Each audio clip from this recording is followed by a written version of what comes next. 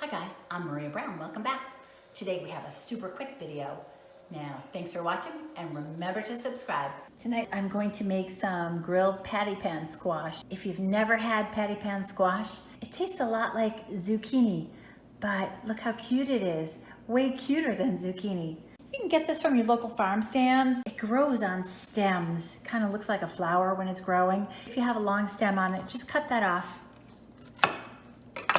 This is a super easy vegetable to make. Get the smaller ones and just throw them into a bowl. Hit it up with some olive oil,